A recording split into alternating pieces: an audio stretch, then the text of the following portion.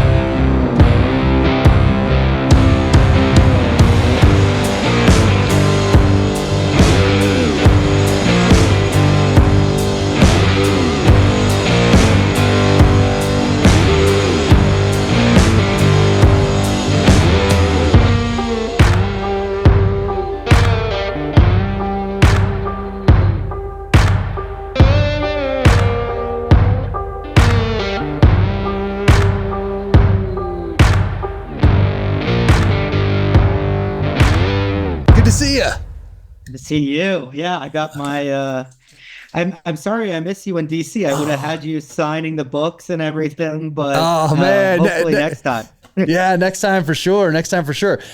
This is amazing. Did you enjoy it? Yeah, incredible. Can't wait to talk to you about it here. But first of all, let's just jump into it. Where are you? Are you DC? Or are you somewhere around the globe? Are you in Africa? Are you in Ukraine? Are you somewhere? No. Right now, I'm here with my wife in DC, happily at home at the moment. Gotcha. Because you do a lot of traveling. And before we jump into the book, which is amazing, incredible job. I have so many questions about how you got here. That path, like what led you down this path to do all the languages that you speak, all of those things. Georgetown. What was give me your path. Did you always know you wanted to do something like this? Go into journalism, go to conflict zones as when you were growing up? No, I mean, not necessarily. I mean, yeah, as you can kind of pick up maybe from the book, my first passion in life is for languages and linguistics and culture and history. And so I had spent about a year living in Russia before going to college, and then I became a Russian studies guy in college. How did you do that? Sorry to interrupt. How did you get to before college? How do you go to Russia for a year? I had a year off before going away to college. I was accepted into the following year, and basically I told the college that I would go live and study in Russia during that time off. So I did, and learned to speak Russian fluently. I was 19 at the time, so it's easy to pick up languages. And so when I got to college, I knew I was interested in Russian history, post-Soviet studies, and that was my major. But I ended up, like a lot of people, doing a lot of creative things in college, and then going into investment banking for like 7 years on Wall Street. And I still always had that passion for learning Russian, Turkish, Chechen. All of the smaller the language, the more niche, the better. And I could never quite square that with just working on Wall Street. And so about like 7 years ago or so, I left New York, came down to DC, started doing some work for think tanks. But I've been spending more time in Africa. And so around 2019, I first went to the Central African Republic, where, as we'll talk about, Russia's Wagner group had touched down a year earlier. And that's kind of when I knew, like, there's a book here to be written, and that I felt, I was well positioned to do it. Yeah, well, you don't look old enough to have gone to Russia when it was the Soviet Union. So I'm guessing you went there, your time between high school and college. I mean, was that early 2000s or when did you go there? Yeah, it was 07, 08 was when I was over okay. there. Yeah. Okay. Oh man, you are young. So it was a different time. It was a different time. Yeah. But still a very different kind of time period, obviously, to Russia today. You can remember back when I was there, it was kind of a moment where folks thought the country was opening up. Putin had stepped aside from the presidency for Dmitry Medvedev. And so it was kind of this optimistic liberal era when I was at least over there, not so much anymore. Yeah, interesting. So I was there in 1993. I went to Moscow. Went to Odessa, flew from Odessa to Moscow.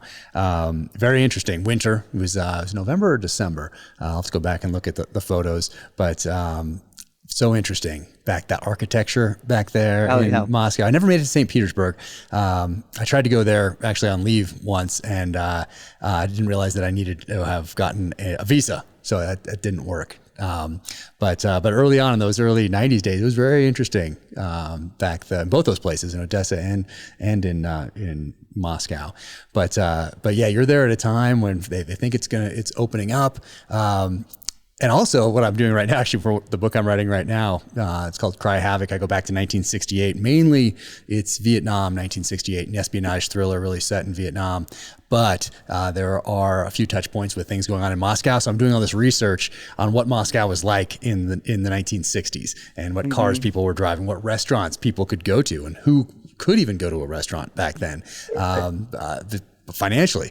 So it's really interesting to try to piece all that together, what it was like back there in those days. But you have a solid foundation, having gone there and spend a year, learn the language. You obviously have an aptitude for it. Did you have another language before you went there? Did you learn, like, as a kid growing up, Spanish or French in school? We have German ancestry. And so I think I first started learning German when I was 6 or something, but I was always passionate about it. And so I think I started learning Russian myself in high school, and that's what prompted me to go over there before college. And then after that, added on Turkish and Serbo-Croatian and Chechen and all sorts of French later on, obviously for Africa, all sorts of. How did you add all those on? Were you working on Wallstreet when you added some of these languages? Not really. I was kind of, this was the thing that kind of prompted me to leave that. And I feel like you might kind of know the feeling that, I wanted what I do for work to be similar to what I was reading when I would go home from work. Mm-hmm. And so for me, there was that disconnect where, I enjoyed a lot of aspects about the job in investment banking, doing kind of M&A deals and big transactions. And there's a degree of, stress and, kind of exhilaration when you achieve something. But, at the end of the day, I was going home and then reading about what you're talking about, right? Russia, Soviet Union in the 60s, the war in Chechnya, these types of things. And so at some point I needed to kind of make that switch. And then, and then I had, the time to devote to this passion. And when it's a passion, it's not really work at all. You don't feel like, there's any heavy lifting there. Yeah. Well, now you're producing something, the book, articles, the things that you're doing now. When you were on Wallstreet, did you ever think, what am I producing here? Or am I just grabbing percentages of things? Or did you ever wrestle with that? And did other people around you think about that, wrestle with that, care about that? Because it seems when I look at it, I'm like, man, you can obviously make a great living and you can kill it on Wall Street. You can also, the opposite can also happen. But you can build something, you can build an institution, you can be a partner, you can build something, but you haven't produced something that someone can use. And I always think about that. I wonder how many people on Wall Street think about that, or if it's just a numbers game and it doesn't matter that they're not producing something physical that people can use and better their lives with. Or did you think about that on Wall Street? Did people around you think about that? I think so. I mean, I think, and there are varying degrees to it, depending on what you do. And so when I first graduated college, I moved to London, and I was working for Deutsche Bank on the market side. I was doing emerging markets, fixed income, and I was a salesperson. And so in that job, the guys who, or the men and women who were kind of producing knowledge, let's put it, were the ones who were making the market, the traders, right? They were the ones who had very intimate knowledge of what was the pricing, supply and demand, these types of things. Whereas I felt like I was just the messenger, relaying the information that they provided to the client. When I switched over to M&A, you did feel like you were producing a little bit more analysis and content, but ultimately the numbers that you were getting were often just coming from the research of others. So it felt like a step more in the direction of kind of owning content or owning kind of an expertise. But I mean, it's nowhere near the feeling that you get, that I get from writing a book. I mean, this is like you pour your heart and soul into it and you put it out into the universe, and it's there's a reason people call it a book baby sometimes in terms of how much you put in. And I don't think there's nothing that quite compares to that, I think. Yeah. Were you nervous about putting this out there? Of course. Yeah, of course. I mean, we're a week now before, I think, the launch. And so, of course, it's a bit nerve wracking, right? You sit around and you're kind of saying, oh, it does well, that's great. But in reality, I'm like shaking, waiting to see how it comes. Well, it's fantastic. It's great. It's so, you did such a great job with it. So, thank you. No need to be nervous. I know you still will be, because it's very natural to be nervous. I still get nervous putting them out there. You just don't know how people are going to take it. Yeah. And it's interesting today, and more so than let's say the last 15 years or so, maybe 20, but not that you put something out there, whether it's a book, could be a painting, you could be an actor, and now, not just the reviewers, not just a magazine article or something like that is going to tell you how horrible or how wonderful you were or it is.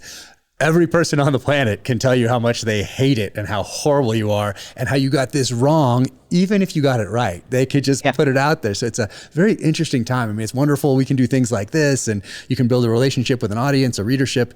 But at the same time, the flip side of that is everyone can tell you how horrible you are, and it's hard not to see it. Even I don't look at reviews anymore. I'll look at I'll scan the percentage on Amazon and be like, oh, good, okay. But I won't read reviews. I did at the beginning, and I don't anymore. But it's difficult if you're building an audience and a readership and you're engaged with them. It's almost impossible not to see some of those things. So it's just different than, let's say, 1985, put it out there and you get to choose whether you're going to open that magazine article review and read it or not, or 2 or 3 reviews, but not hundreds, thousands of people telling you how much either they love or hate it. So it's interesting. It's true. It's true. I mean, it is you make yourself vulnerable, right? When you put something like this out into the universe, and it's exhilarating. It's an incredible feeling, but by putting yourself out there and taking the risk, you inevitably will get some folks who, for whatever reason don't like it. But I think, if you yourself feel like you've done everything that you could do, I feel like that's the best you can hope for. That's all you can do. Which also makes it hurt more though, because you pour your heart and your soul into this thing for years, and then someone who puts no investment, at least those articles, let's say in like 75, 85, 95, someone had to invest time into making this article readable, thoughtful, maybe witty, and interesting.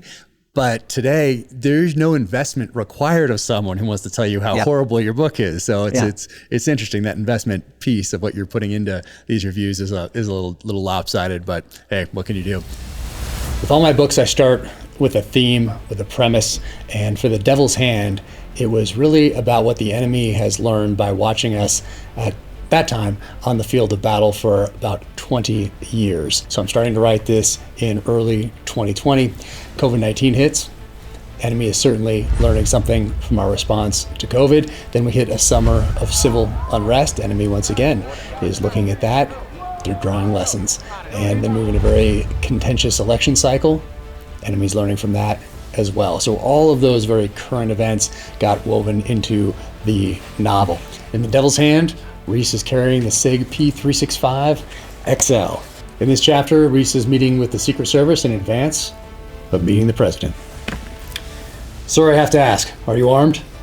Pistol and blade, Reese said. I'll have to ask you to transfer them to your bag and leave it with us. You'll be meeting the president alone. Normally being disarmed made Reese extremely nervous, but this was anything but a normal situation. Of course, Reese responded, removing his holster and weapon from the appendix carry position. He wanted to ask additional questions, but held his tongue. Is that the XL? Sharp asked, admiring Reese's choice of weapon. Yeah, I've been running it for a few months with the red dot, and I have to say, I'm a fan. I've had my eye on one, but the missus thinks I have too many already. I've refrained from telling her she has a closet full of shoes that cost more and all look the same. Wise man, Reese acknowledged, as he unclipped the Amtac Northman blade from his pocket. And this is the SIG P365 XL. This is the one that came out around the time that I was writing the book, right there with a red dot optic. And I haven't put enough time on the red dot optic myself to have one of these be my daily carry. I still like the old irons just because I have so much time on the irons. But as I was writing this book, my intent was to put a little more time on the range with the red dot. That hasn't happened yet because I continue to write books. If I was to write this again, would he still carry the XL? There's so many more options out there now than there were when I wrote this. And you can go to the SIG custom shop, build your own, or you can just pick any 365 that you want. So the XL is an option. This is the one that I carry pretty much every day right here. And this is just the regular P365. There it is, right there. Super compact. Absolutely love this pistol. Or you could go for something a little different. You can go to the Custom Works shop on the SIG website and get something like this. And this is one where you choose the grip mod, you choose the barrel, the slide, the magazine, the optic. So that would have been an option for James Reese, or something like this. And this is the X Macro, P365 X Macro. And this thing, that is a sweet pistol. So that could have been an option for James Reese. Probably at the time, if this had been out, he would have done this. Or something else, a custom P365 from the guys at True Precision, like this one right here. This is a sweet pistol. So check that out. True Precision, that would have been an option. But I really like light rifles for some reason and heavy pistols. And this is the Legion P365. And this, that is a solid pistol. That is heavier right there than the others. And for me, I do love the heavy pistol. What were you reading when you were coming home from Wallstreet? Were you reading articles like foreign policy and foreign affairs and that sort of a thing? What kind of books were you reading? Were they more on history and culture of these different places, or a combination? I think history and culture. Certainly I remember around that time, there was a book that came out on the history of the civil wars in the Democratic Republic of Congo called Dancing in the Glory of Monsters. I remember reading, books along those lines, books about kind of current events in Russia and kind of thinking that this is ultimately what I wanted to do. I think, as time has gone on, I tend to read now that my kind of work has switched over to writing a lot about current events, about obviously Wagner, uh, conflict in Africa. I find myself in my free time now reading a lot more fiction actually than nonfiction. And I think that I think reading fiction is ultimately, I think that is probably one of the most useful tools when it comes to tackling a subject matter like we have in this book, a very kind of complex mercenary structure. Guys who are intervening in conflicts all over the Europe, the Middle East, and Africa. And so the way that I felt I could tell the story effectively was through the individual trajectories. Kind of, and that's where the novel in particular really helps you, because the novel, in a lot of respects, can create.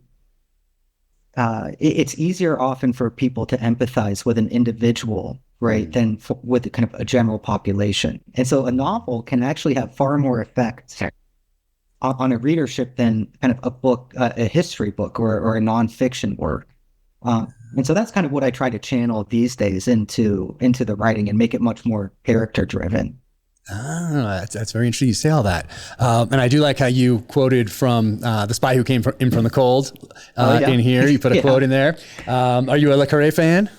I am. Yeah. Nice. I am, for sure. And I thought that was kind of the perfect, it was a very kind of perfect quote to describe both the Cold War and kind of the direction that we're going in now with great power competition. I agree. Do you have a favorite book? Is it the Spy Who Came in from the Cold? Yeah, I think that's my favorite one. Yeah, for sure. And I mean, most people start with that one, or Tinker Tailor, maybe A Perfect Spy, maybe. But I'm rereading them all in order now. So starting cool. at the very beginning, and working my way through it to see how the writing. It's so interesting to do that, because like everybody else, I started with those bigger name books that because they were already out, obviously, by the time I can read them, coming out throughout the 60s, 70s, 80s, and obviously they continue to come out, but those ones that came out then were the ones that I grew up seeing on the bookshelf, and the ones that people talked about, and the BBC adaptation and all of those things. But reading them in order now is very interesting, because you can see the writing is there from the very beginning. It's just so incredible how he structures those sentences. But then you see how the characters, and very different in the earlier books compared to later, and Smiley even, MI5, MI6. So you can see this evolution, and you can't really read that, and the timeline doesn't really work out, but that's okay. You forgive that, of course, because the writing is just so superb. But anyway, I'm reading from the beginning now, which is a different experience than just hopping around. I bet. And I think I was inspired because this book that I'm writing right now, Cry Havoc, has so much more espionage in it, that it's turning into more of an espionage thriller than a political thriller, I'd say. So going back and reading the Le Carres from the beginning has been kind of, I guess, foundationally inspirational to this one. But back on track. So what led you to, and you say it Wagner, right? But people, it's spelled with a W. So for people, if you hear Wagner, don't look for a V, look for a W when you're doing research here. What led you down that path and got you so, I guess, in tune or connected to it that you decided that was going to be this book? Yeah, I mean, like I said, I had been spending kind of more time in Africa, and I became very interested, kind of more even on a kind of on a personal level, or even on like an anthropological level, because like I said, I'm very interested in languages and linguistics and those sort of micro histories, interactions between individuals. I was very interested when this Russian private military company, which became known as Wagner Group, touched down in the Central African Republic. And I was interested in understanding just like what's happening when these people from two very different kind of societies, two very different places, different historical experiences are coming together, and how are they interacting with each other? And so for someone who had spent a good amount of time in Russia, had been spending a lot of time in Africa, I felt that this was the suddenly this kind of fortuitous combination of my interests that you rarely get. And so I first arrived in Carr, or the Central African Republic, in Bangui, the capital, in 2019. And I think I quickly became aware that in order to understand how Wagner Group is working in a place like the Central African Republic, you have to understand the local dynamics, the local history, the history of the civil war in the Central African Republic, to understand how Wagner Group is fitting within that ecosystem. Because, and I think this is something that you can certainly speak to in your experience, the narrative at the time was that the Russians are kind of touching down and they're in control of the country.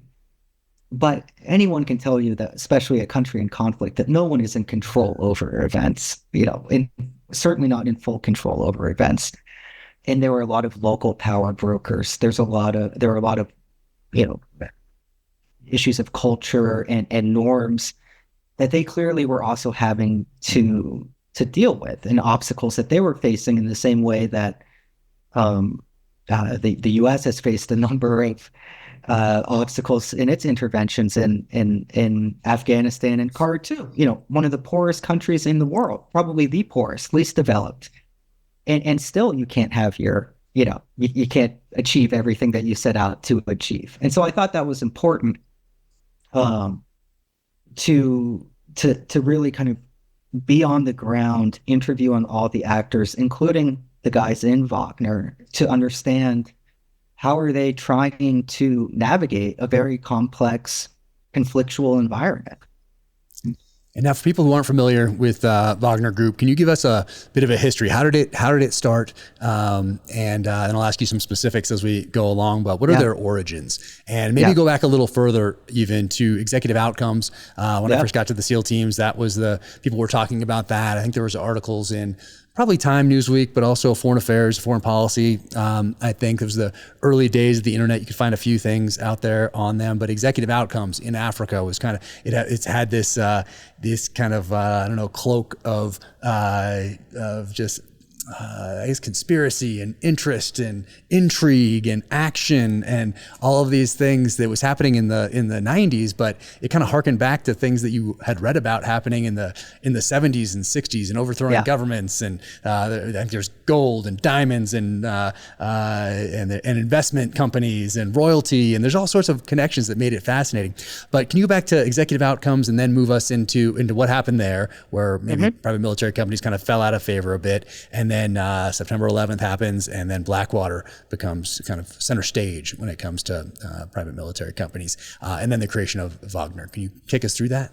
Yeah, sure. And a lot of this is very topical to the news today, because Wagner was very much born out of the beginning of the conflict in Ukraine in 2014. But as you said, kind of the first guys who really kind of blazed the trail for private military companies in sort of what I would call like the modern era was a South African firm, Executive Outcomes, which was led by a guy, Eben Barlow, who's still out there writing books and still active in the space. And Eben recognized kind of a market opportunity in Africa at that time. It was the end of the Cold War, and so both superpowers, one superpower was collapsing, the other one, going into a unipolar moment. But both the U.S. and the Soviet Union were kind of winding down their support for various proxies throughout the world, including in Africa. And so all of a sudden there was a new need for either governments fighting insurgencies or insurgents themselves to get some sort of kind of outside support, because that superpower financing and funding was waning. At the same time, around in 1994, you had the fall of the apartheid government in South Africa, and even Barlow and a lot of his fellow white South Africans were, basically out of jobs from the South African military. And so even formed this company that would go on to basically act as kind of a standalone private military company, or PMC. They provided the the equipment, the men. They were kind of like a kit in and of itself. They were active in Angola and Sierra Leone, and in both circumstances, actually, their intervention helped achieve a ceasefire. But there was kind of a general discomfort at the time with the idea of kind of a private mercenary force being active in these conflicts. There was still the hangover from apartheid South Africa, which also made folks uncomfortable at the time. And so Executive Outcomes kind of ultimately had difficulty kind of continuing to market its services. September 11th comes around, and you can speak to a lot of these developments probably much better than I can. But in September 11th, we saw a number of kind of events come together to kind of revamp the private military space. And first and foremost, you had the desire of the Bush administration to go into both Afghanistan and then very quickly Iraq. There was the kind of the confluence of the conservative thought, which would trend towards outsource or privatize what can be done better by the private sector versus the public sector, and so that left a tremendous opportunity for entrepreneurs like Eric Prince and others to come in and provide logistics and security. Blackwater, Eric Prince's firm, was much more focused on convoy protection of individuals, especially in Iraq at the time. So it was different from even Barlow's Executive Outcomes, which was going on offensive missions trying to achieve a ceasefire. The Blackwater guys could defend themselves if they were under attack. They were never sent out to take this point from the insurgents. But nonetheless, it became an explosive, a space of kind of explosive growth during the War on Terror, and it was important for a number of reasons. I think first and foremost was if we didn't have contractors like Blackwater and other contracted firms, the U.S. would not have been able to prosecute the War on Terror as it did. Traditionally, I mean, as you know, so many of the activities that we now outsource to contractors were done within the military itself, the cooking, the logistics, all of these things. And so to have kind of undergone the War on Terror as we did in Afghanistan and Iraq, we probably would have needed a draft in order to do it in a meaningful way. In the contracting firms, they allowed the Bush administration, the Obama administration after, and onwards to go to war without necessarily having to bring in the U.S. population to the degree that they would have had to have been brought in during Vietnam or during World War II or Korea. And so I think that was very important. The Russians obviously, watched developments in Iraq and Afghanistan closely, but the birth of and there were a number of kind of small Russian PMCs that were active off of the coast of Somalia, and were even active in Iraq, actually receiving contracts from Western governments at the time. The oldest PMC had guys in Iraq and Basra, I think, in the 2000s. Again, doing convoy protection, kind of protecting sites, but the Russians were there too. Introducing the BCM Mark 15 Timepiece. Rugged, purpose-built, American design, Swiss-made. Engineered for precision and unwavering reliability. A flat sapphire crystal with dual-layer anti-reflective coating ensures clarity under any conditions. Its unidirectional 60-minute bezel delivers dependable performance when timing counts. Equipped with a satin stainless steel bracelet featuring a secure deployment clasp. Super Luminova X1 illuminates the hand's numerals and hour markers, offering visibility you can trust. With 200 meters of water resistance, the Mark 15 is built to endure. Each model is limited to just 200 pieces worldwide. Available now at BravoCompanyUSA.com. What were the legalities around PMCs in Russia? So this is what was always interesting, is that mercenarism and PMCs are illegal in Russia, according to the 1996 Russian Criminal Code. But like a lot of things, you can work your way around it. And so what these Russian PMCs would do would be, and this is kind of back to the trope of the tourist, right? So the Russian PMC were often in maritime security, protecting ships going through the Gulf of Aden off of Somalia, or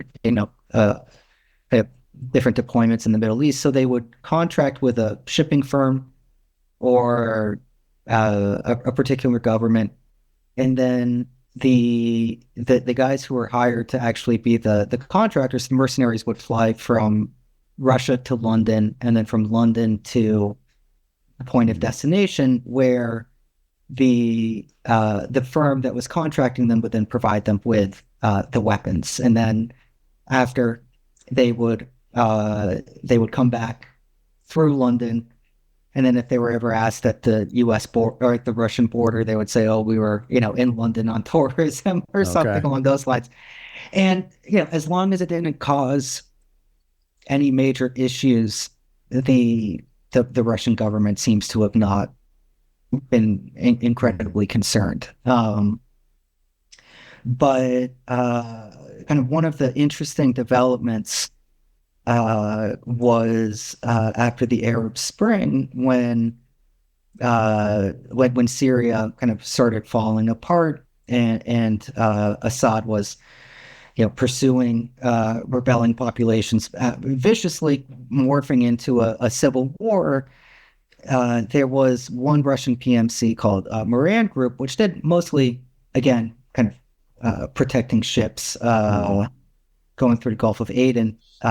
They contracted with a Syrian oligarch, guy Mohammed Jaber, who was very close with Assad, to provide, at least initially, it was sold protection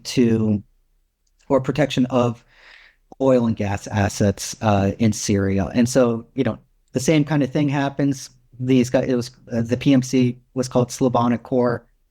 The guys go off, they wind up in Syria, and then very quickly, it becomes clear that actually the Syrians want these guys to actually take the oil fields from ISIS, which it was not what they signed up for. And so they a couple of guys start refusing to go, and then they're threatened with not getting paid. And so, ultimately the convoy heads off to Deir ez-Zor, where they fall under an ambush. And so it's a complete disaster. They limp back, they fly back to Moscow, and there are actually several of them are arrested by the Russian FSB, essentially the kind of the KGB successor that deals with domestic security. And so there were two guys who were actually jailed for mercenarism. That was in 2013. And so kind of late 2013, meanwhile, the Maidan revolution is breaking out in Ukraine. Eventually in early 2014, the Russian government, Putin and his inner circle, make the decision to seize Crimea. And they lean on a number of, well, first of all, kind of covert special forces guys to do so, but also they bring in a number of kind of what we would call patriotic volunteers. These guys who, are Cossacks, descendants of escaped serfs who were the traditional kind of border guards of the Russian Empire, who are now trying to revitalize kind of that movement, Russian nationalists of various guises. And so they kind of show up to and start providing muscle and security in Crimea. And the Russian government thought after the annexation that they could just tell those guys to go home. But the problem was during the Maidan revolution in eastern Ukraine and in other parts, there was also kind of an anti-Maidan movement. And in this revolutionary atmosphere, there's sort of a counter-revolution that's going on, especially in eastern Ukraine. And so these folks who are kind of pro-Russian, anti-EU, what's happening in Kiev, they see the annexation of Crimea and they think the Russian government won't be far behind to support them as well. But the Kremlin didn't really have that much interest at that time in annexing territory beyond Crimea. The Black Sea Fleet was there, as you know, that was of particular importance to them. Crimea was kind of historically an important vacation spot that a lot of Russians remember fondly. And so there was sort of this kind of nationalist, patriotic surge around Crimea, but no one cared about Donbass, this coal, producing region in eastern Ukraine, where all of these kind of now separatists are rising up against the Ukrainian state. But Putin faced a dilemma. In 2012, 2 years before the annexation of Crimea, there were just kind of mass protests against him returning to the presidency after, as we were talking about, Dmitry Medvedev, kind of the more liberal kind of stand-in. And among those, the people who particularly were threatening to Putin were the Russian nationalists, the guys on the right who were opposed to him returning, and kind of less so the liberals, guys like Alex Navalny, who you might know. These guys were considered the threat. And so over the course of the next 2 years, Putin was working to kind of co-opt the Russian nationalist movement himself, right, to become sort of the embodiment of it, while prosecuting and persecuting the Russian nationalists who were opposed to his rule. And so all of a sudden, this issue in Donbass creates a big problem for him, because you have these pro-Russian separatists calling for Russia's help. They don't want to annex the territory because they don't want to face any more sanctions and international isolation. So how can they can't, nor can Putin be seen basically as like leaving these guys out to dry. And so they turn to kind of this mixture of letting through these Russian militant volunteers and turning to these mercenaries. And one of the groups that they turn to are the guys from Slavonic Corps, the leaders of whom were just arrested for mercenarism. And one of the commanders within Slavonic Corps was a guy, Dmitry Utkin, an ex-GRU commander who went on to work for Moran Company. And he was linked up with kind of the financial sponsor, who was a guy, Yevgeny Prigozhin, who we can go into. Yes. But Prigozhin is a very kind of colorful, larger-than-life figure, a guy who was an ex-con, kind of a thug, as a kid growing up in Soviet Russia. He comes out of prison as the Soviet Union is falling apart, and joins with a couple gangsters, kind of the supermarket business, and then claims he's selling hot dogs, and he eventually starts up these two restaurants in St. Petersburg, very much cater to the Russian nouveau riche, selling, caviar, whatever like new money can buy, like the most kind of ostentatious type of meals. And it so happened that a young Vladimir Putin was also a client and took a liking to Prigozhin, and he managed to leverage that restaurant business and connections with the Russian elite to contracting to provide meals to the Russian military and Russian schools. And this is a big chance to make serious off the books money too, as you can imagine from, state budgets and how much you're actually providing. And so he was already doing very well. He already had these connections with the military. And so he links up with Dmitry Utkin as sort of the sponsor and the political backer of this mercenary force that is then deployed to support the separatists in Donbass in 2014. Wow. I think before that, does he provide meals, serve Putin and George Bush and the wives somewhere? Oh yeah, of course, yeah, and so kind of famously too, especially during the restaurant days, when George Bush came to visit St. Petersburg, and I think twice, the catering was provided by Prigozhin, and so there's all of these photos of George Bush being served kind of a steak by Prigozhin himself, and so it's just it's a wild trajectory that it took. Yeah. And when does it become Wagner, and where do they get the name? So Wagner, and this is another kind of why. So Prigozhin and Utkin himself were sort of an unlikely pair. Prigozhin is of Jewish descent, kind of gangster type in St. Petersburg, and Utkin is very much ex-GRU career soldier, and also a neo-Nazi. He has kind of SS tattoos on his neck, but clearly it wasn't too much of an issue for kind of Prigozhin or him. They seem to have kind of worked very well together, despite that.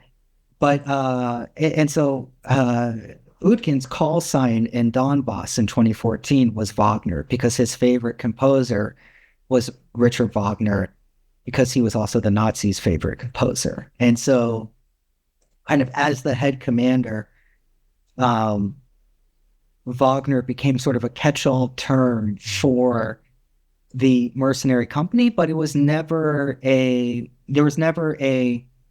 formal kind of entity that was ever called Wagner. They would contract under different names, Yevropolis in Syria for one, and in the Central African Republic. But internally to the guys within Wagner, they always just called it the company.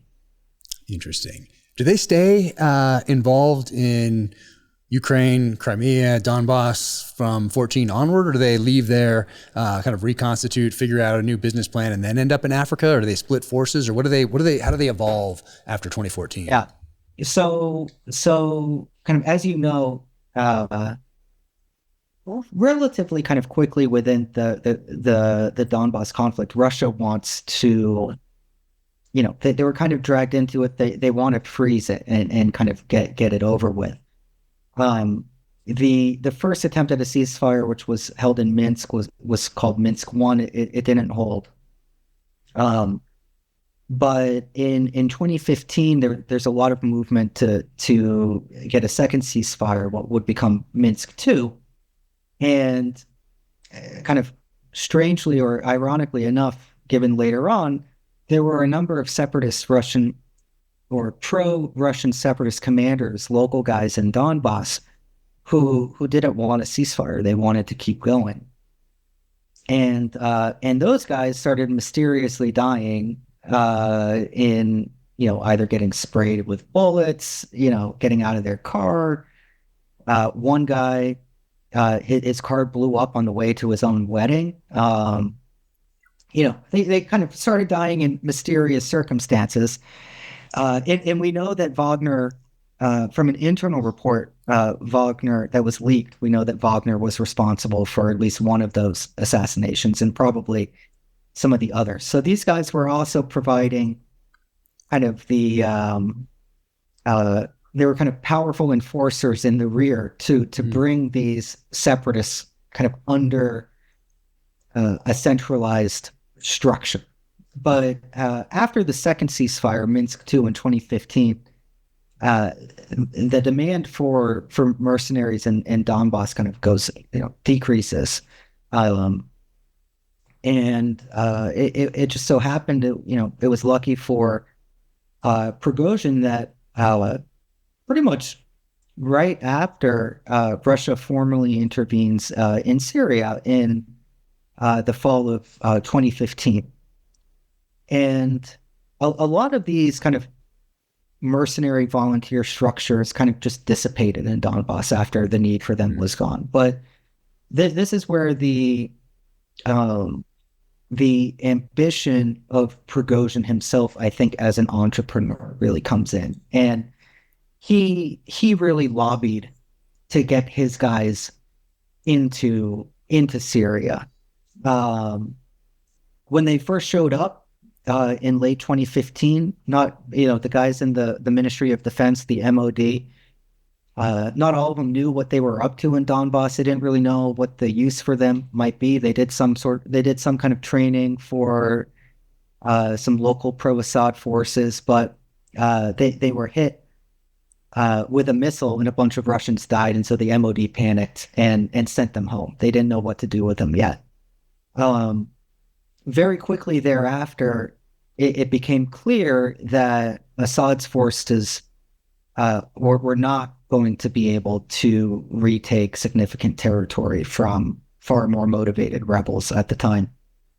And the Russians were really much, they really wanted to stick to, for the most part, air power and support for local forces on the ground. And so this became an opportunity for Wagner to come in, because the Russian public was not necessarily going to tolerate guys coming home in coffins from faraway Syria, but the deaths of contractors were kind of far more palatable. You don't have to count them for any official statistics. And so Wagner comes in and partners with a local PMC run by the same Russian or Syrian oligarchs who partnered with Slavonic Corps a few years earlier. And they start an offensive in Latakia to take territory back from rebels. And eventually, in late 2016, or summer of 2016, they take Palmyra from ISIS. And once more, the Russian MOD says, "Great job, we'll take the credit for the victory here, boys." And they send Wagner packing back home. The Borinsky Theater comes in, the kind of the famous ballet company. They do a big performance in Palmyra's ancient Roman amphitheater, kind of celebrating victory. There's a lot of champagne toasting. A lot of guys in Wagner are, sort of, it leaves a bad taste in their mouth, given the guys that they lost on the ISIS campaign, and that they're not getting any credit. And then, sure enough, ISIS actually kind of regroups around Palmyra and takes the city back.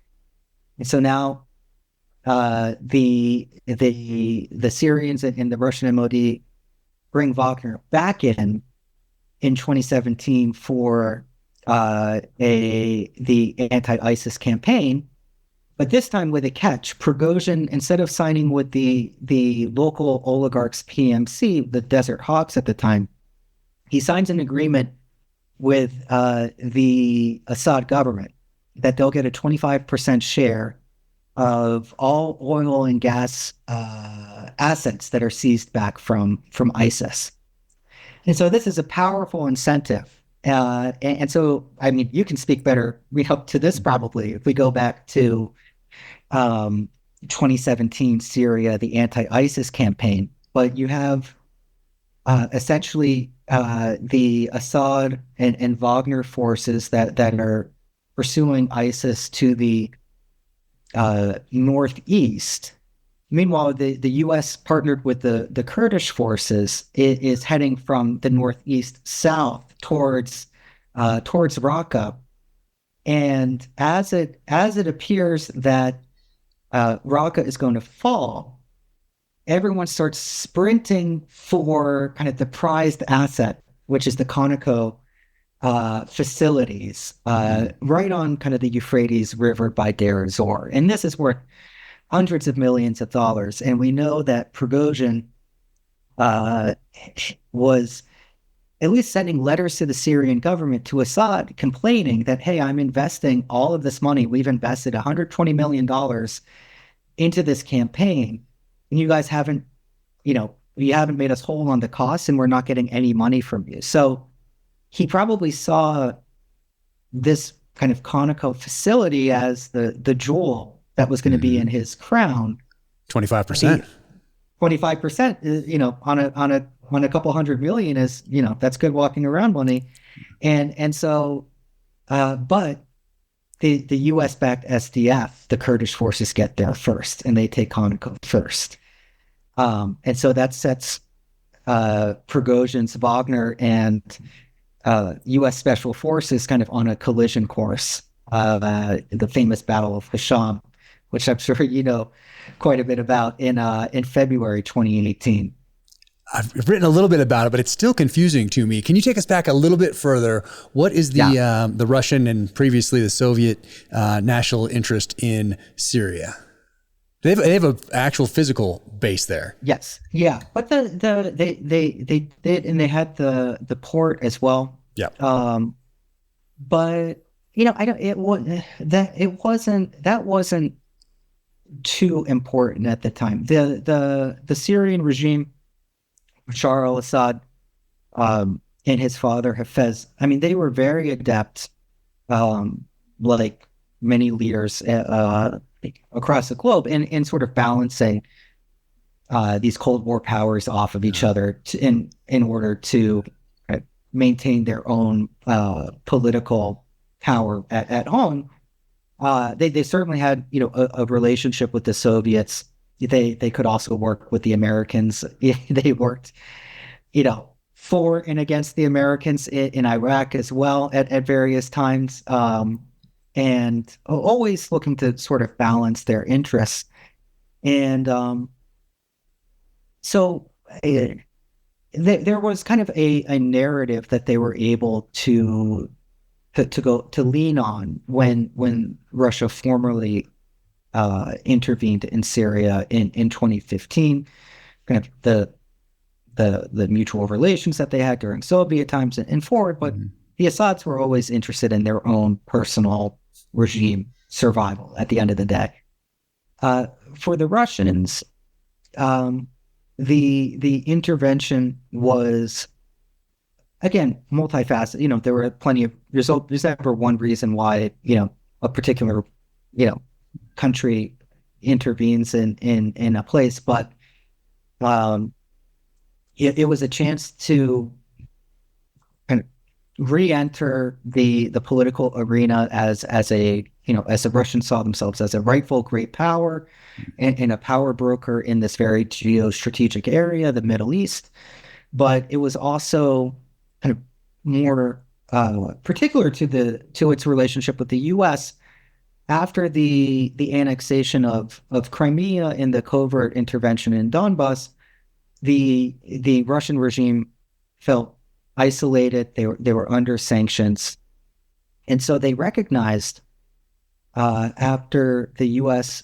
Formally launched Operation Inherent Resolve in 2014, the anti-ISIS campaign, that this was something of existential value to the U.S. defeating ISIS.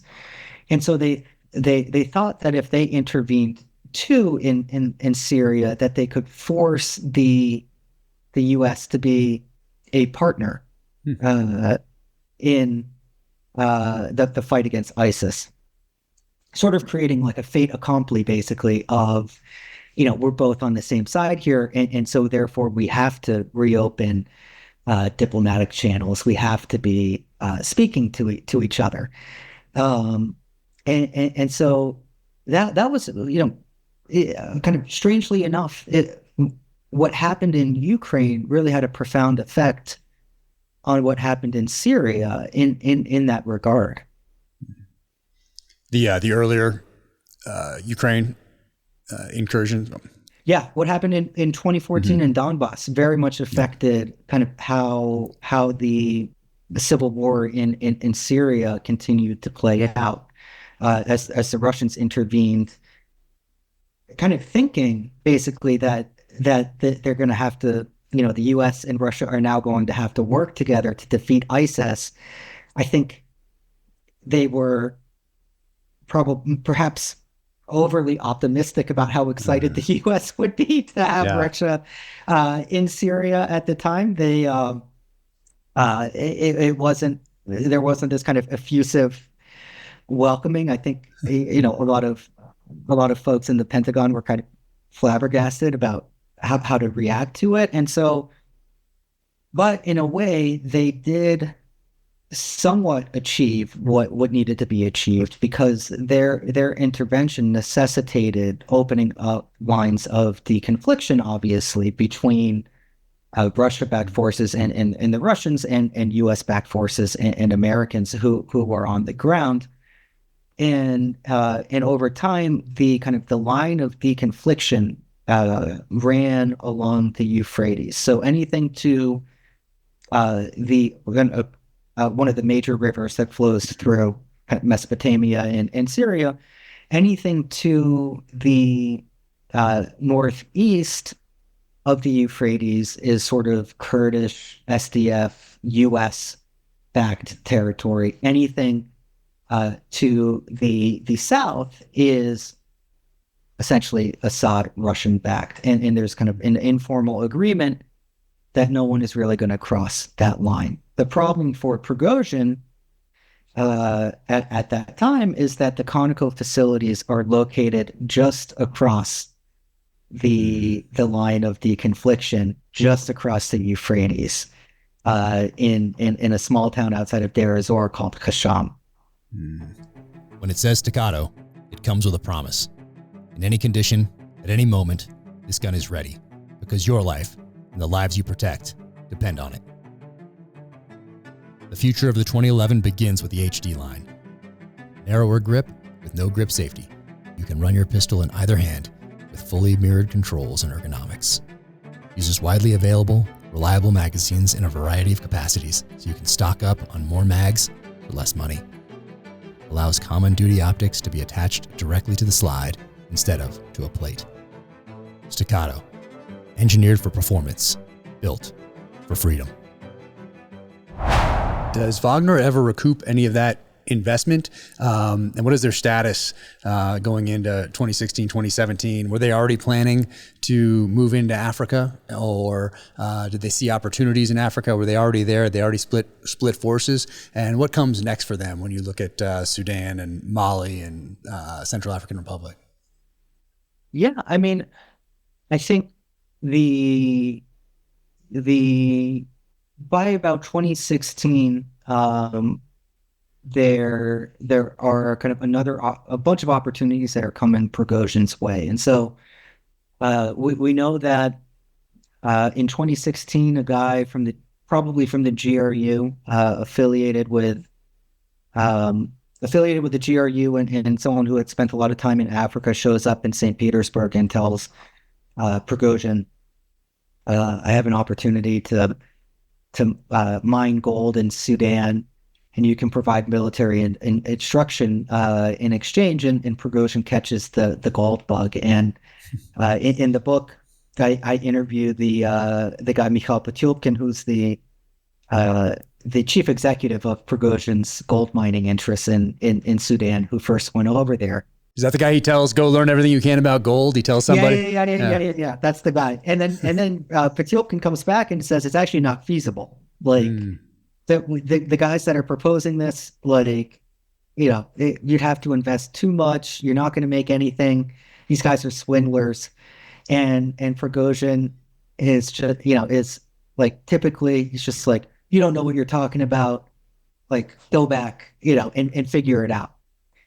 And the guy Potyomkin was telling me, he's like, he was right. I didn't know what I was talking about. He was a political consultant. And so this was another kind of interesting feature of the Prigozhin network, is that a lot of it, he was always able to recruit these different teams of geologists, of kind of political consultants, people who were experts in social media, but also a lot of time, it's like my family back on Long Island. Like, they end up just being like, oh, well, let's send him. He's a cousin and he's like a good guy, And so Right. it's like it's all these guys just from St. Petersburg who like happen to know Prigozhin, and they get, they sent out to Africa, and they're trying to build a gold mine and stuff. But so, eventually this guy Potyomkin does go back. And in 2017, they set up with the Sudanese government a deal where they get concessions to gold mining, and they provide military instruction to the Sudanese dictator at the time, Bashir's forces. And that's inked in November 2017. And around that time, too, while they were in Sudan, some representatives of the Central African Republic reached out to them and said, hey, are you interested in doing something similar over here? And so Prigozhin sends over an academic in St. Petersburg and another guy who I meet a number of times in the book, guy Dmitry Siti, a young 20-something at the time. He was a graduate student who studied in Barcelona, a very smart guy, not a military, background. He has long hair, kind of like looks like a hippie. And so he goes over as well, and they do a feasibility study, and they put together these deals for mineral concessions, mining concessions in exchange for Wagner providing, just pretty run-of-the-mill training for local forces. And I think this was something, if we look back, the mining interests are interesting because it's not something that Prigozhin himself came up with. Executive Outcomes, which we were talking about earlier, they also kind of structured deals in which they would receive mineral concessions for security provision. And it's actually something that is not to the benefit of the security provider, because if you think about it in terms of this is a part of the world where cash is king, right? And keeping cash is the most important. Your kind of your liquidity that you can access today. And so in paying for concessions, these local governments are actually outsourcing the investment. Sometimes they don't even control the concessions that they're paying with, and getting security provision in return, and they don't have to give up their cash. If you're running a business, this is a pretty terrible model when you think about it. Providing training, which is expensive. Sometimes even counterinsurgency, which is very expensive. And in exchange, you have to dig up something out of the ground, get it washed over in the UAE, turn into cash to then pay for your military operations.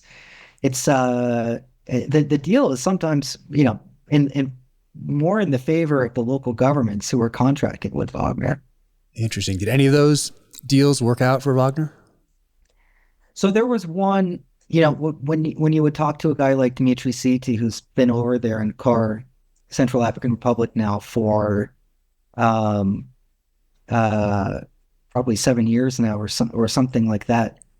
He would say Prigozhin, he was a deal guy. Like, he was motivated by the transaction, right? Like, money and power were important to him, but I think it was the thrill of the next big thing that really got him out of bed. I mean, he worked tirelessly, and so there was one mine in the Central African Republic in Dasama that a Canadian mining firm had done a feasibility study on it, and they assessed that over the course of 10 years, at full capacity, the mine could generate around $1 billion.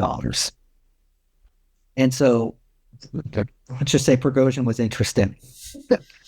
The issue, though, especially at the time when they first showed up in Carr, in Bangui, was that mine was not under the government's control. It was under the control of a rebel group, the UPC.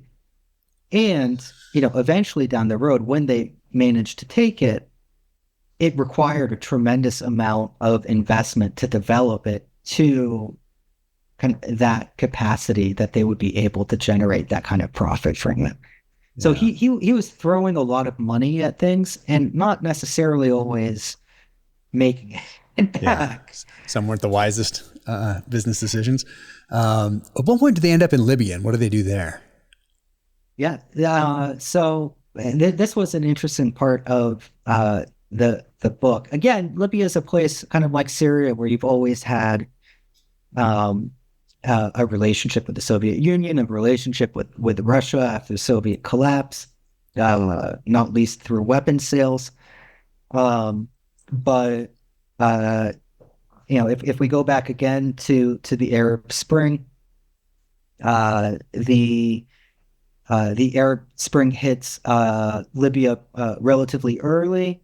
The people rise up against Gaddafi, especially in places like Benghazi, and ultimately, kind of, Gaddafi, like Assad, is just going to meet these protests with violence. He's going to kill as many people as it takes to re-secure the regime.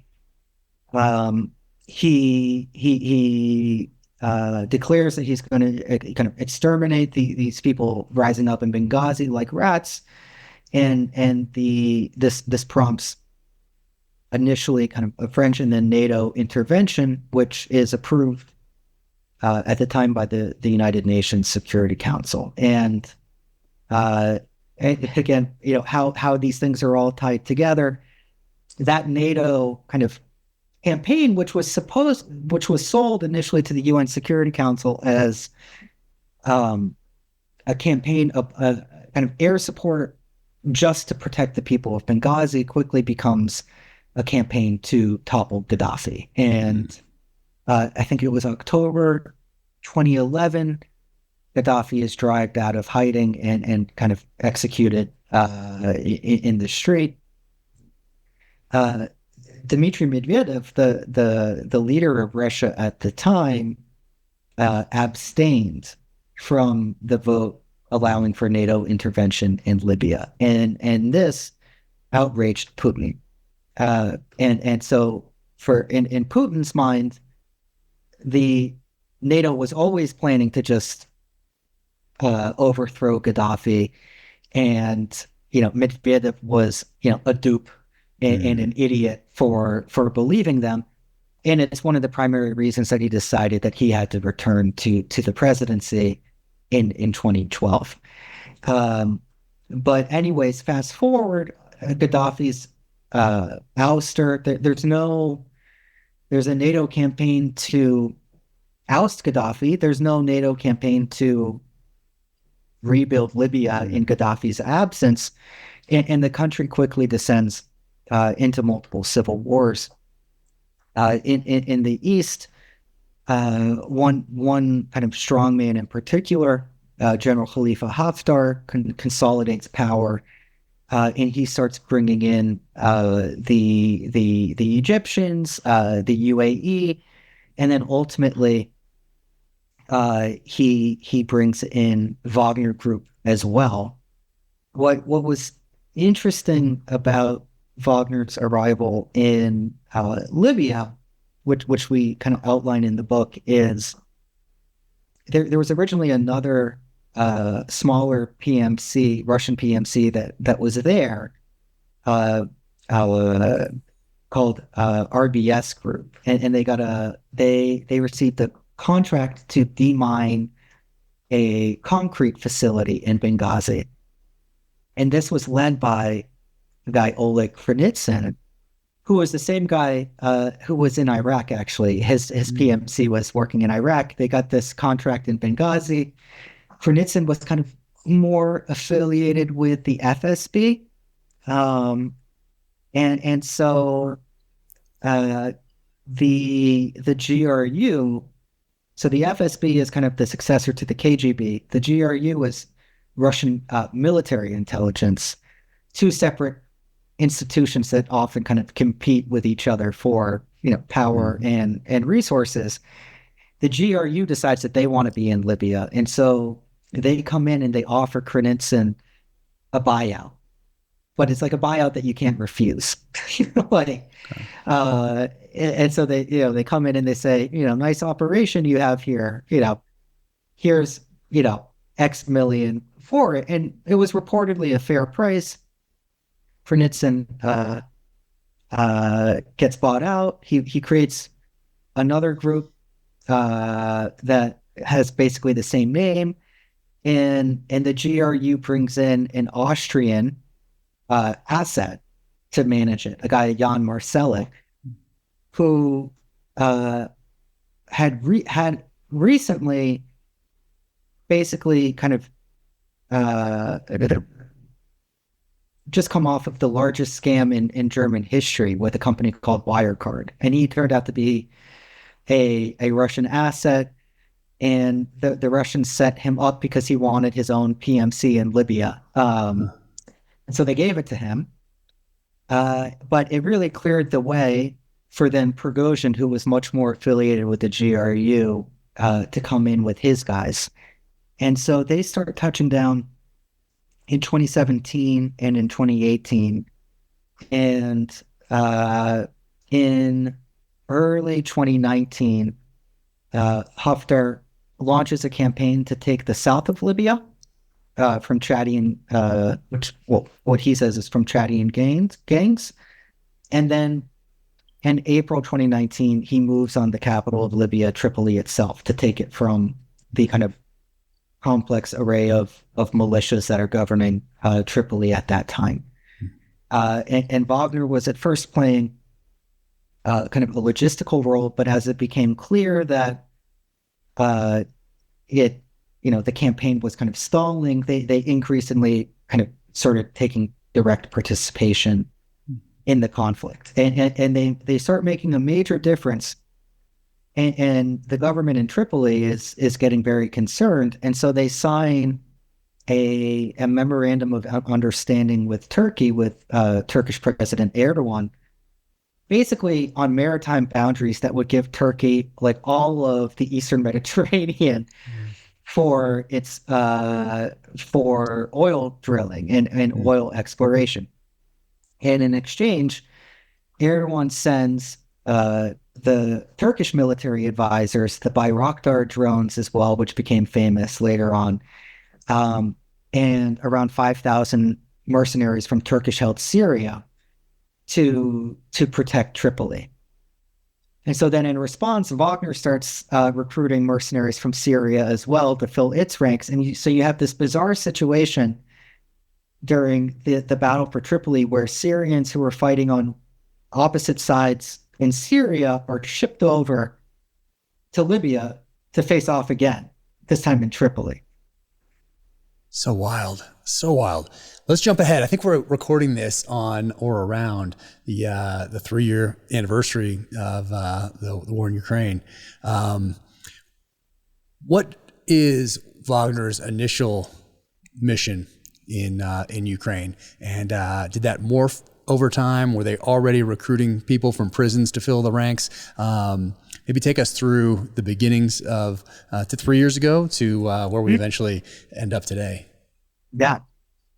So Wagner, interestingly, so we kind of fast forward to 2022, early 2022. Wagner has some guys in Syria. They have guys in the Central African Republic, Sudan, Libya, and Mali at the time. And so Prigozhin is sort of kind of riding high. He's, kind of the bad guy to the west. But initially, for Russia's full-scale invasion of Ukraine, the Russian MOD leaves Prigozhin out. He's made a number of enemies along the way, as this kind of extremely uncouth, ambitious individual, always looking to kind of rise up through the ranks. And so there's a number of guys who, within the Russian military, within Putin's inner circle, who hate his guts and want to keep him out of, what is initially expected to be a pretty quick victory.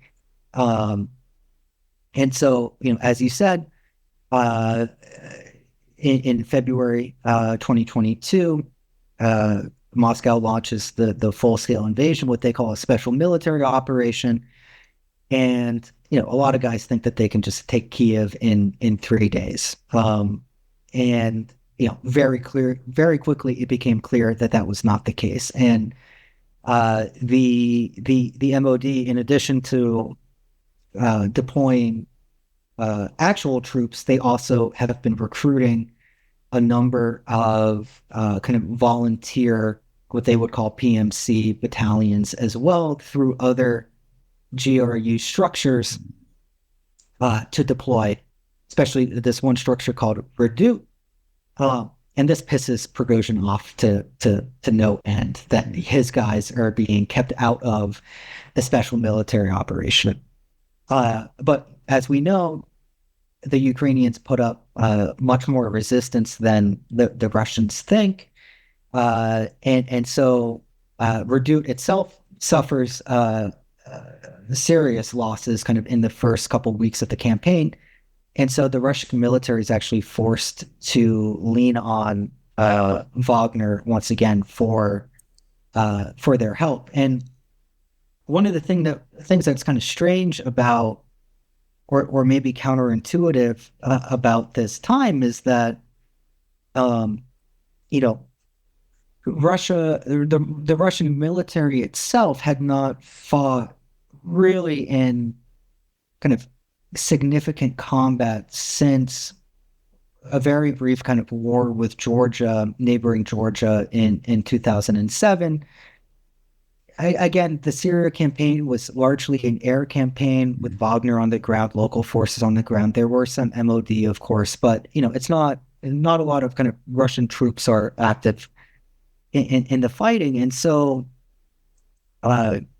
strangely, kind of over the course of those intervening years, the guys in Wagner, even though they're effectively mercenaries or contractors, actually have a lot more experience in the field than even some of the guys in the Russian special forces, right? And so they come in. Prigozhin is allowed to kind of finally enter the campaign, and he brings in his most talented commanders. He brings in some of their most talented guys, while still keeping enough forces in Africa to keep operations going. And they initially start logging some successes. And those were much needed kind of victories as the campaign is flagging. And so all of a sudden, Prigozhin is in this position to get a ton of resources coming his way. And so Wagner was, until this time, Wagner was a shadowy, deniable force. All of a sudden, Prigozhin comes out and saying, "Yeah, I'm the head of Wagner. I denied it for the past, you know, 7 years, but it's me." And all of a sudden, Wagner is up on billboards in Russia. Recruit, join, And all over the news, join, certainly all over the news. And so he's getting resources to go into to the front, and he also eventually gets permission to recruit from Russian prisons. And so Prigozhin starts going around. He visits pretty much every Russian prison, or a Wagner associate visits pretty much every prison in Russia, and gives guys, reads them the deal, which is, if you sign up with us and you can survive 6 months on the front, then you're a free man. Your criminal record is expunged. It was only 6 months. Was there anything after they had to do elsewhere, or was it just 6 months in Ukraine and you're a free man? 6 months in Ukraine, but I mean, this is 6 months. As Prigozhin is getting Wagner's getting bigger and bigger, he's promising bigger and bigger victories, and ultimately, it's coming down to taking this city, Bakhmut, which became very famous later on.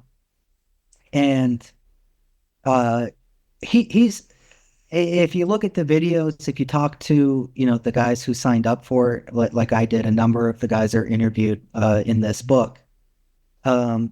He was very open about your chances of survival as well, and so he told guys that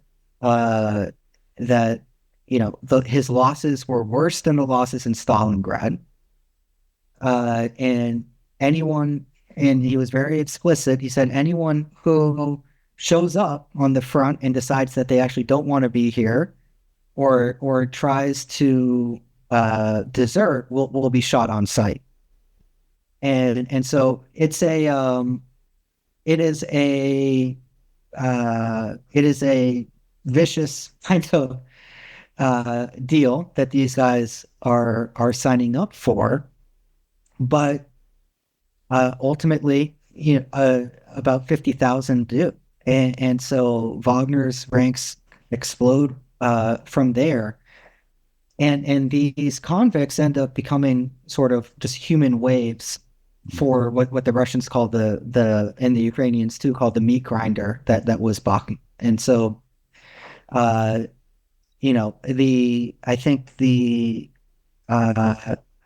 think about of the 50,000, probably 25,000 were killed or so. And so it's just it's vicious human wave combat, but the guys who survive this very quickly become, have an incredible kind of combat experience. A lot of them kind of go on to become commanders themselves. They start training, others as well, and so it's a vicious kind of Darwinian filter, and the guys who come out of it, either they have the opportunity to join Wagner as a normal kind of Wagner volunteer, or they can go home after 6 months and they get paid their $2,000 a month that they were owed, and no more criminal record. Wow. Did Russia have a conscription throughout its history, or does it come in waves? Did they have 2-year conscription? Did any of these prisoners that you talked with have prior military experience, even if it wasn't in combat? And then what kind of training did they get prior to going? Did they get a week or 2 weeks or something before they got shipped down to Ukraine? Yeah. So usually, or kind of originally up until I think '07, Russia had kind of the mandatory 2-year conscription. They were always looking to transition to the Western military model of kind of a contract force, right? But from the Soviet days onwards, they were always kind of very reliant on that conscription for numbers. For a long time, not a lot of Russians would have any reason to want to join the Russian military, from the brutal hazing, the poor 17-year-old kids who were sent to Chechnya in the 90s. I mean, bad food, just not a lot. There wasn't. It's a tough sell. That's a tough sell. It was a tough sell. It wasn't the most respected profession that you could have in post-Soviet Russia. And they were looking to change that. They were looking to reform it and get to a point where they didn't have to rely on conscription. But they moved from 2 years to, I think in '07, it became 18 months. And now I think it might be a year. And so a lot of guys, especially the guys who, obviously, if you're a well-connected Russian or rich, you can find ways to get out of conscription. My knee. Nothing new. Yeah, there's nothing new there. If you're kind of a punk who winds up in prison, you're more likely to have probably done some, been unable to avoid conscription. And so a lot of them did have military experience. The training was 2 weeks. It was provided by experienced Wagner commanders who were often themselves, or pretty much always, veterans who were kind of professionals in military instruction or Russian special forces guys. They got 2 weeks of basic. But what's interesting is that when I would talk to these guys, I mean, the whole time when I would talk, you're ready to go in there and kind of expect them to be victims or to feel that they had been taken advantage of in some way, exploited in some way. And then you meet the guys and they're like, oh no, the training was great. Like it was basically, we got maybe like 4 hours of sleep every day. It was just, 10-minute meals. We were just drilling for 2 weeks straight. And, you would ask them, did you feel like you were taken advantage of when you found out, what the fighting would actually be like in Bakhmut? And for the most part, they were just saying, no, I think it was exactly as he described it. There wasn't a lot of kind of hard feelings towards kind of Prigozhin in terms of kind of what they were getting themselves into. I mean, I was even talking to guys who, you kind of would think, one guy I talked to, he ended up, he murdered someone, for like, it was like a stupid fight and he ended up murdering the guy. He got 20 years.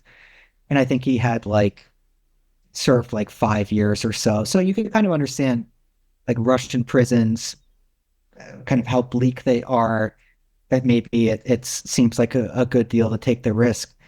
But then you talk to the next guy and he's in for 4 years on a minor assault and he's already served for 3. So it's like you're just buying yourself an extra 6 months.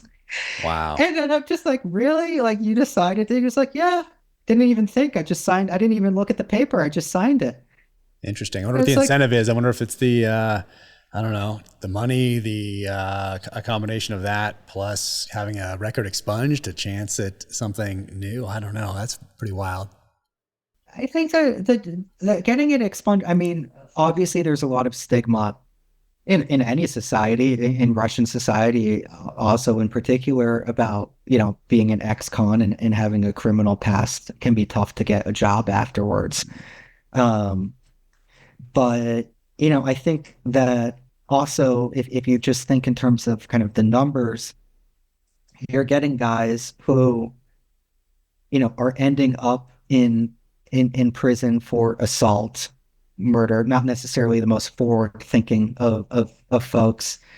And then, within that population, only a fraction of those guys end up signing up to go to the front. And so you're getting, for every guy who's deciding to go to Bakhmut, there are about 3 to 4 guys at the prison who are like, no, thank you. Yeah. So you're kind of filtered down to some of the more impulsive characters. Got it. Who are heading over there. Yeah. Yeah.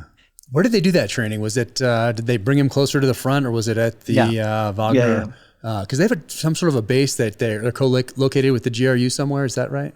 Yeah, in Molkino in southern Russia. It's a base co-located with the GRU. But they, for the training, they were brought onto the other side. And so it was in eastern Ukraine for the most part. Okay. And then take us through these couple years in Ukraine with Wagner, specifically with, I wasn't mess up the name, Putin's chef, and his eventual the mutiny, and that making headlines all over the place.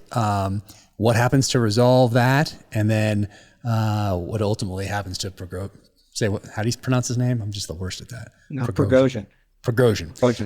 His eventual demise. So what happens leading up to this mutiny that made headlines around the world? Yeah. So, I mean, we're kind of talking about, we were looking at it earlier, but, Prigozhin has his internal enemies, not the least of which is the Minister of Defense himself, Sergei Shoigu, another guy who's close to Putin. And, I think kind of imagine what it must be like for Shoigu. I always think of it a little bit as, Prigozhin is technically under the Minister of Defense, right? In terms of the overall command structure. But he has always had kind of Putin's ear. It's sort of like if you're the boss of a kid whose dad is the CEO, like, and you kind of, it's annoying, right? You want to tell the kid to do one thing, but you always know that the political sensitivities. There are political sensitivities there that it's wise to be aware of. It can always work its way up to a different channel that you might not like. And so Prigozhin was always kind of a stone in Shoigu's shoe, and he's getting just kind of bigger and bigger. His ego is getting massive. He's now on TV everywhere. He was always kind of obviously he was always ambitious. He created this Wagner kind of out of with government help, but it wouldn't have existed without him. Now he is sort of this larger than life guy who's on the front lines of Bakhmut, promising to deliver victory for Russia. He's on CNN, he's on Fox, everyone knows his name. It's creating a lot of issues kind of internally as well within the MOD for obvious reasons. And so eventually the kind of Prigozhin's enemies managed to cut him off of recruitment of prisoners. The MOD, the Ministry of Defense keeps recruiting prisoners, but Prigozhin is no longer able to do it. And if you remember, Prigozhin has promised to take Bakhmut, which has now come to symbolize kind of as sort of like a bellwether for which way the war in Ukraine is going. Kiev and Zelensky have promised that they're not going to give up Bakhmut. Prigozhin has declared that he's going to take it and deliver it, as a victory to Putin. But, the way that Prigozhin has been making steady progress in Bakhmut is basically through this human wave tactic of just throwing these convicts at kind of much better trained, much more quality Ukrainian troops. It's about like a 1-to-4 ratio in terms of Ukrainians lost versus Russians, but from the mind of the Russian state, from the mind of Prigozhin, the losses are tolerable because these are not people who are incredibly important to society, whereas the Ukrainians are kind of throwing some of their most talented troops at defending Bakhmut, and so all of a sudden Prigozhin is cut off from this source, and he's promised that he's going to deliver a victory, and so he gets put into kind of a very difficult situation to say the least. And so he starts these kind of very open spats with the MOD, saying that they're not delivering, giving us the shells that we need to protect our guys. We're not getting, the equipment that we need.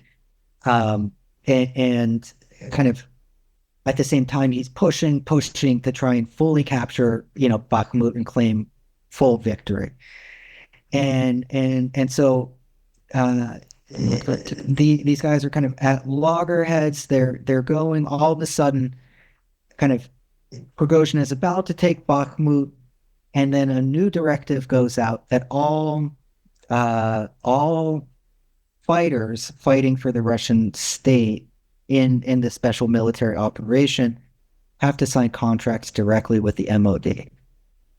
And so Prigozhin, if you think in terms of his mindset, right, he has become a political force in Russia.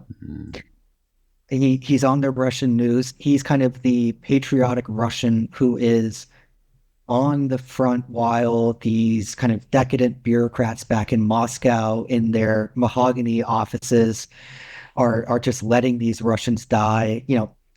Forget the fact that he's using a human wave tactic, right? But he's thinking in kind of these terms. He's becoming kind of more political, and then all of a sudden, the thing that makes him political is about to be taken away. The fact that he has all of these men under his control, and so he no longer has access to Putin himself. Putin is only seen by a few people.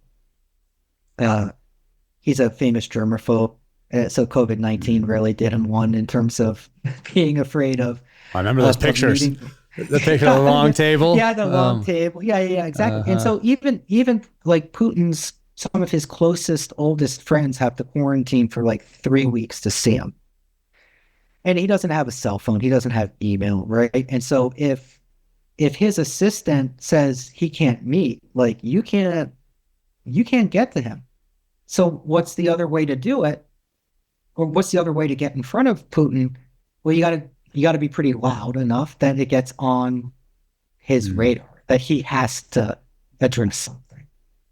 And so eventually all of these forces come together where Prigozhin kind of declares victory and says that he's taking his men out of the special military operation and handing Bakhmut over to the MOD. And then as the threat of his guys getting taken away kind of becomes more prominent, he essentially kind of stages what seems to have been a fake attack on his guys, blaming Sergei Shoigu, and essentially they decide to mutiny. And I don't even know what the correct term is. It's not necessarily, the plan was never to overthrow Putin himself. Putin was like the goose that laid the golden egg for Prigozhin, right? Mm-hmm. Plan was to take out and kill the Minister of Defense. It's like, it sounds like literally, People wouldn't believe it if I wrote it. Exactly. And so they're concocting this plan. They're kind of back in the rear now of eastern Ukraine, and somehow the FSB gets wind of it and they have to go about it like quickly. And so all of a sudden, Wagner, late at night in late June, crosses over from eastern Ukraine back into Russia and takes over the southern military command of the Russian military in Rostov-on-Don. And now it's kind of getting to be the point of no return. And so he goes, ostensibly he's looking for Shoigu to kill. Shoigu's not there. He gets wind of it. He had escaped already. And so he's negotiating with some of the kind of the top military brass. They can't come to anything. And so then Prigozhin says, well, we're going to go march on Moscow as a march for justice.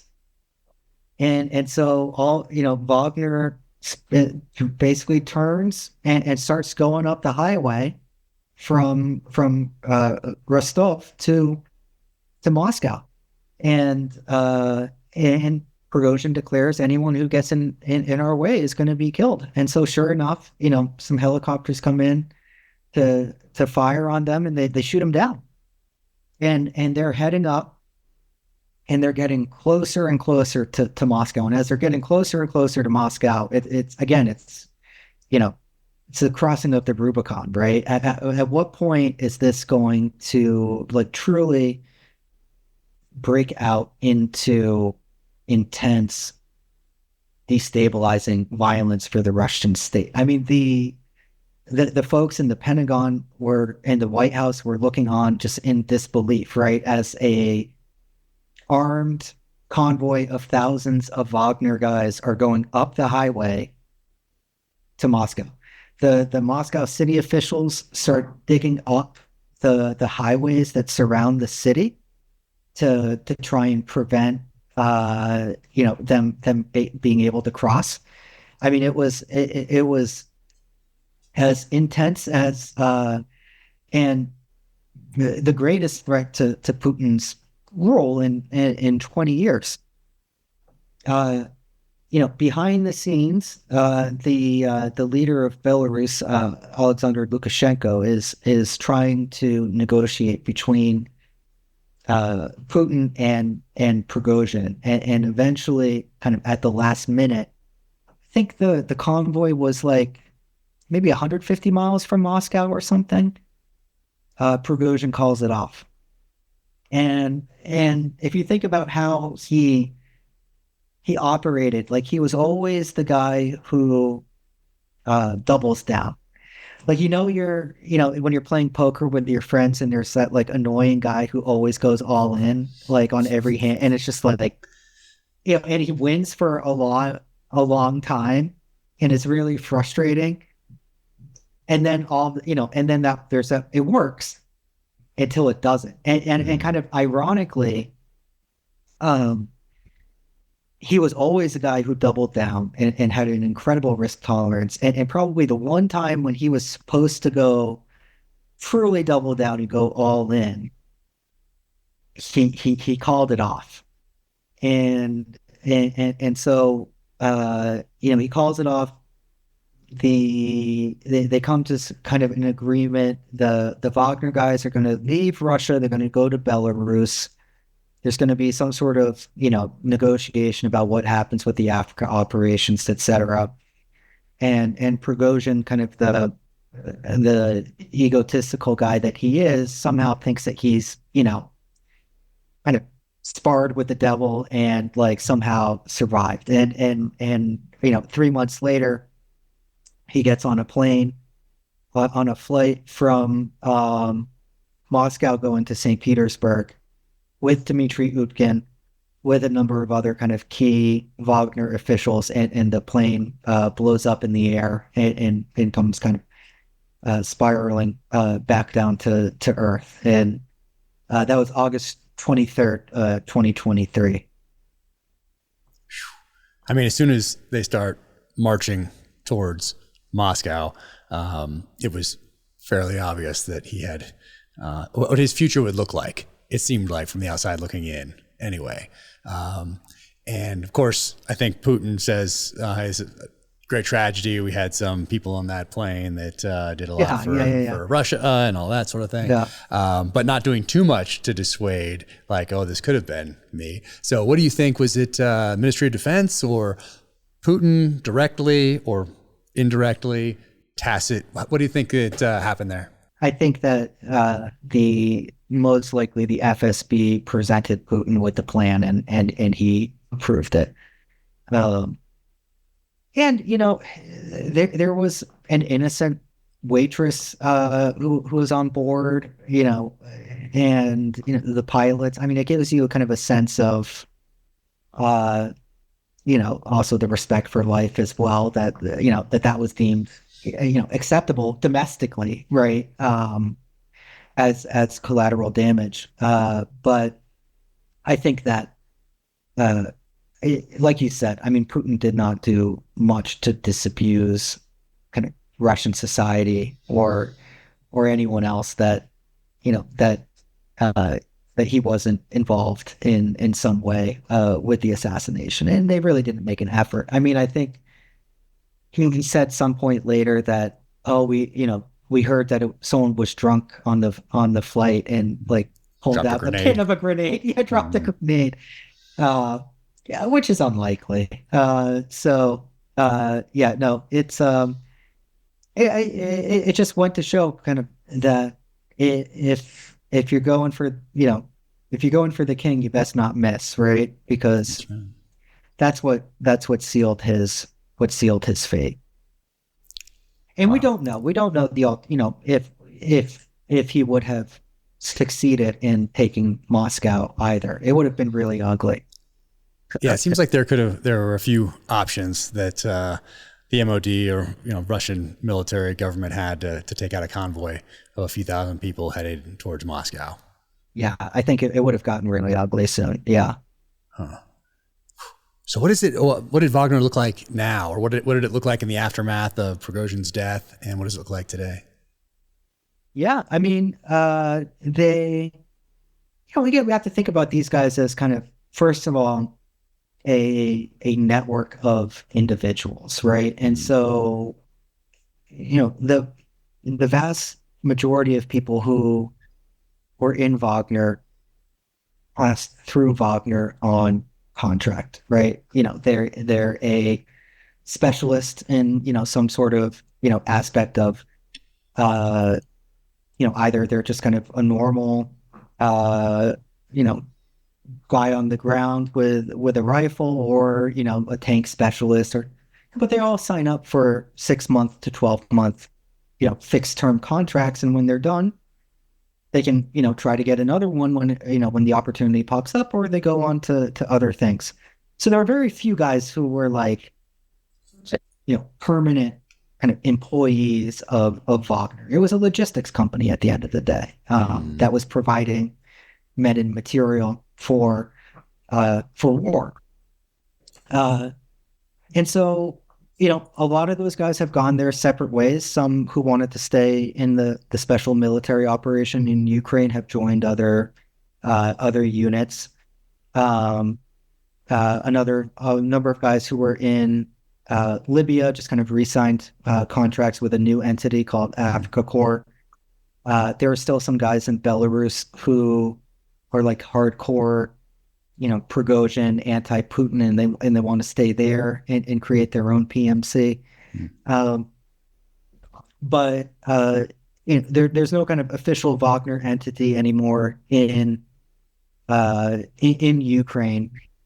In some places in Africa, it was a little bit difficult for the Ministry of Defense to sort of hand over operations because, you know, as we were talking about, these are, you know, complex ecosystems in conflict. And so in both the Central African Republic and in Mali, Wagner is in the middle of prosecuting a counterinsurgency in Mali against jihadist groups, in the Central African Republic against various armed groups. In the Central African Republic, it's not that important to the Kremlin. Again, it's the least developed country in the world. It's the poorest. It was important to Prigozhin. I think he saw enough money to be made there on a personal level, but to the Russian state, it's not. It's just not really there. And so for the most part, the guys from the GRU showed up and they look at everything that he's done, which is, a counterinsurgency, gold mining. They opened up a brewery, a vodka business. They're in timber, and they look at all this stuff and they're like, oh, we don't know how this works. If it's not broke, don't fix it, right? And so for the most part, they just left the same guys there. They run it. I'm sure some bank account numbers got changed in terms of, which direction the payments are made. But, beyond that, it's pretty much the same. Mali was a little bit more difficult because Wagner was both fighting against Al-Qaeda and ISIS-affiliated jihadi groups, especially in the center of the country, and then also prosecuting counterinsurgency against Tuareg separatist groups in northern Mali as well. There were basically Wagner commanders on the ground with Russian MOD advisors kind of in the capital, who handled the actual strategy of the operations. But there hasn't really been a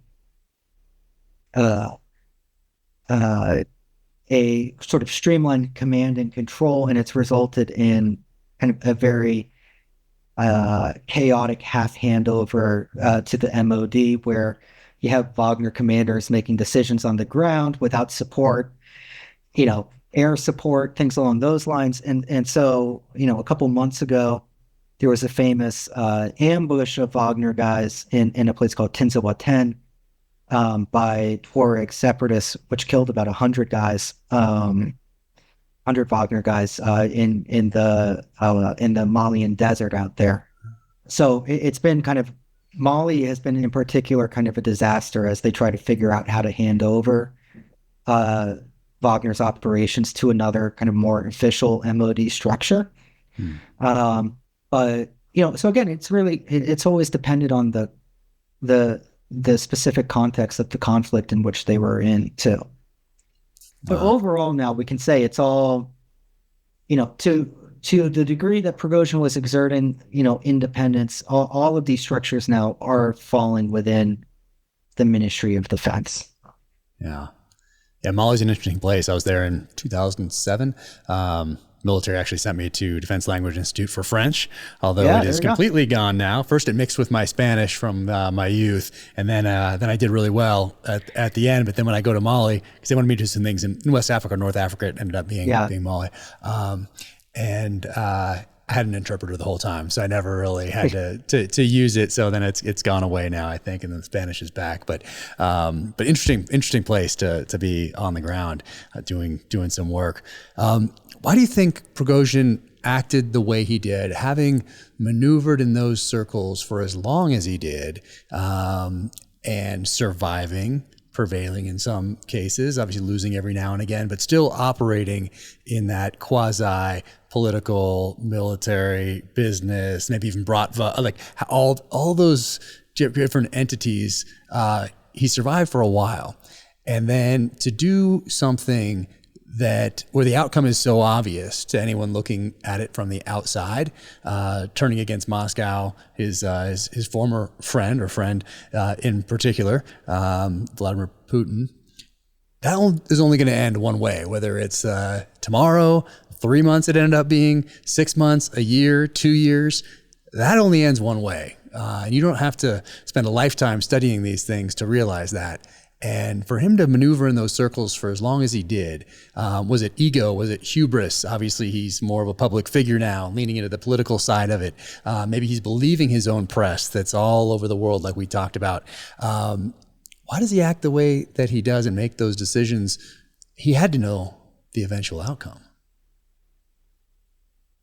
Yeah, I mean, I think It's such a good question. And, if I was in touch with his office, if he hadn't died, I'd like to think that I could have interviewed him for the book, Wow. and maybe get a little bit more of, an answer to that. But, again, I think there were several things. I've talked to a lot of people who knew him. And so he always had a high sense of self-worth. I think Wagner became sort of like Putin's Russia in miniature, and uh, the guys who tended to survive within Wagner, as in kind of like their career wise, were the guys who told him what he wanted to hear, and how great he was. I mean, and so he kind of became surrounded by, I think, sycophants, and sort of was drinking his own Kool-Aid. And then there's another part where I do think that he came to believe that he was sort of a savior of Russia. He came to believe that kind of he and his men were, the loyal, true Russians who were not just fighting against, what they saw as, fascist Ukraine, but also against the kind of the Russian elite who had given up on or sacrificed the ordinary Russians, along the way to their riches, or kind of their whatever luxuries. Of course, all of this is hypocritical. Prigozhin himself, has a lot of money, but he became sort of this anti-elite populist for that brief period of time. And I think that he came to believe that. And, I think, like, what motivated him in the end, I get the sense that he wasn't, after you read you read the book and you look at his character, I think you can get the sense that he wasn't constitutionally capable of just, going to a log cabin in the middle of Siberia and taking, a forced retirement. I think he ultimately, I don't know if he was specifically thinking, I'm going to go out with a bang, but I don't think that he could have tolerated going from the levels that he was at in terms of, in his mind, fame and fortune and importance, to obscurity after that. And so it probably was, it's so tempting that you kind of have to make it, but there is kind of that sort of, the myth, you have the myth of Icarus, and it ties in quite well with Prigozhin himself. In the plane, he was a guy who tried to fly as close to the sun as possible. And like Icarus, he came literally crashing back down to Earth. But I'm not sure it really could have happened any other way when you have someone of that kind of ambition. So perhaps it was fitting. It was a fitting end. Who knows what he thought at the very end, as he hit the earth. But yeah, I think he went out maybe in the way that was most fitting for his life. Wow. Yeah, it certainly is an end. When you look at it all, that certainly seems like the fitting end. If you read this whole, he wasn't a guy when you look at his trajectory, he wasn't a guy that was just going to have he lived a life according to kind of a Hollywood script. It would have been very difficult for him to just, go relax somewhere. Wow. And what do you want people to take away from the book? Is there anything about the future of warfare, private military companies, the relationship between those companies and national policies, national security? What do you want people to take away from the book here? I think Prigozhin was, I think, an incredible example of the power that people can have in terms of international politics. I mean, he was so clearly someone who his greatest skill was to sell the idea of Russia's return to a great power status, not to the world, but back to the Kremlin. And he was able to frame his own personal ambitions and economic incentives as furthering Russia's own kind of national interests in a way that was profitable to him. And so I think it's a great example of how it's people who make politics and geopolitics, right? Not the other way around. Geopolitics, great power competition with China, competition with Russia, what have you. It doesn't come down to us just kind of ex machina. It is the sum product of all of us going out there and lobbying for and advocating for kind of our preferred outcomes. And Prigozhin was a Russian version of that kind of entrepreneurial spirit that can affect geopolitics, and certainly kind of an extraordinary kind of example of it. But all of this type of lobbying, it goes on kind of a much smaller scale by all of us, collectively in DC, in Moscow, in Beijing, every day. Yeah. And how do you think this, now that we're 3 years into it, this war in Ukraine is going to end? What are the options that you see? Maybe not exactly how it's going to end, but what are the options on the table for how this thing ends? I think everyone knew in their heart that, look, most wars end by negotiations, Exactly. And so, there have been, exceptions to that, Germany in World War II, Japan, these types of things where you have a complete and total surrender, but that's more rare. And so this was going to end eventually at a negotiating table. I think, unfortunately, the options for Ukraine are diminishing in terms of keeping the war going. Unfortunately, I think the time where they could have negotiated from a period of strength was kind of right before the counteroffensive or the proposed counteroffensive that wasn't very successful in 2023. Now, unfortunately, the war has been turning in Moscow's favor. There's really not, I mean, as you know from your experience, you can wish away, or you can wish for, whatever circumstance, but the reality of where, the pieces are right now are in Moscow's favor. I think that we will probably head for negotiations, and the question will be, what is the gap between what Ukraine is willing to give up in terms of territory versus what Russia is demanding. I think it sounds like Zelensky is somewhat open to that, but they're not. I don't quite understand